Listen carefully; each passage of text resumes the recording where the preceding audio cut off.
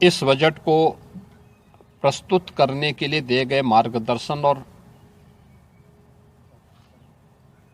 उनके निर्णायक नेतृत्व के लिए हृदय से आभार व्यक्त करता हूं। मैं इस बजट को प्रस्तुत करने के लिए केंद्रीय वित्त मंत्री माननीय श्रीमती निर्मला सीतारमण जी को हृदय से अभिनंदन करता हूं। प्रदेशवासियों की ओर से उनका धन्यवाद करता हूं। 145 करोड़ भारतवासियों के आशा और आकांक्षाओं का प्रतीक यह बजट है, जिसमें नए भारत और विकसित भारत की संकल्पना का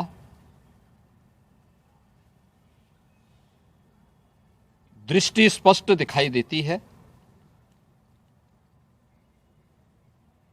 12 लाख करोड़ रुपए से अधिक की पूंजी कैपिटल एक्सपेंडिचर के लिए, एक सुदृढ़ इंफ्रास्ट्रक्चर के लिए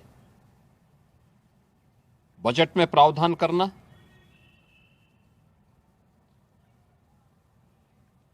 सात रेल कॉरिडोर के निर्माण के लिए प्रावधान करना, आयुष सेक्टर को विकसित करने के लिए और हेल्थ सेक्टर को मजबूती करने के साथ साथ आम नागरिक के लिए और खासतौर पर उसमें भी महिलाओं पर केंद्रित करते हुए उस पर जोर देना, हर जनपद में महिलाओं के लिए, कामकाजी महिलाओं के लिए छात्रावास के निर्माण का कार्य हो या स्टेम, साइंस, मैथ्स, स्टैटिस्टिक्स और इमर्जिंग टेक्नोलॉजी से जुड़े हुए छात्रावास के निर्माण के लिए सहयोग करने का, युवाओं के सपने को एक नई उड़ान देने के लिए उनके लिए बेहतरीन इंफ्रास्ट्रक्चर से युक्त सुविधाएं उपलब्ध कराने के लिए ऐसे हॉस्टल के निर्माण का कार्य हो। नौजवानों के लिए हर एक सेक्टर में अवसर उपलब्ध हो।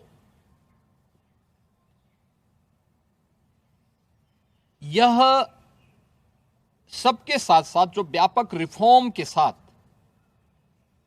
अलग अलग सेक्टर में रिफॉर्म को लेकर के जो बजट प्रस्तुत किया गया है, यह आम नागरिकों के जीवन को सहज और सरल बनाने में मदद करेगा। भारत की अर्थव्यवस्था को तेजी के साथ आगे बढ़ाने में यह बजट मददगार साबित होगा।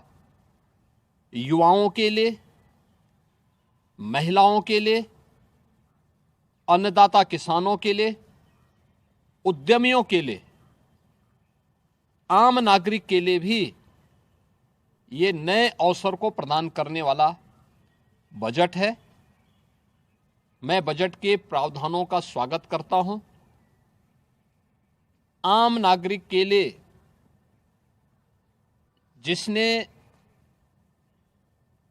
बजट के लिए जो बड़ी आशा भरी निगाहों से जो व्यक्ति देख रहा था,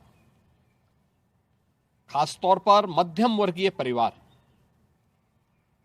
गत वर्ष देश ने जीएसटी रिफॉर्म को देखा है, आम नागरिक उसका लाभ लिया है।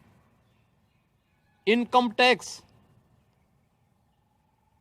एक्ट को अप्रैल से लागू करने की घोषणा, उसको सरलीकृत करने, हर व्यक्ति आसानी से अपने रिटर्न को भर सके, इस दिशा में उठाया गया कदम भी स्वागत योग्य है, जिससे अधिक से अधिक व्यक्ति इनकम टैक्स की तरफ आकर्षित होगा और इनकम टैक्स का अपना रिटर्न भरने के लिए आकर्षित होकर के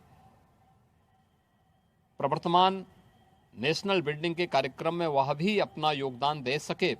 इस दृष्टि से यह अत्यंत महत्वपूर्ण कदम है। मैं कह सकता हूं कि यह बजट समाज के प्रत्येक तबके को, युवा हो, महिलाएं हो, अन्नदाता किसान हो, उद्यमी हो, इन सब को ध्यान में रख करके बनाया गया नए भारत का, विकसित भारत की तरफ अग्रसर हो रहे भारत का एक स्थिर लेकिन तेज गति से बढ़ने वाली अर्थव्यवस्था के रूप में प्रस्तुत करने वाला एक बजट है। मैं इस बजट के सभी प्रावधानों का हृदय से स्वागत करता हूं। आदरणीय प्रधानमंत्री जी के प्रति आभार व्यक्त करता हूं। केंद्रीय वित्त मंत्री जी को इस बजट को प्रस्तुत करने के लिए, जो कर्तव्य भवन से प्रस्तुत किया गया पहला बजट है, इस बजट के लिए भी उनका हृदय से उन्हें बधाई देते हुए हृदय से धन्यवाद देता हूं।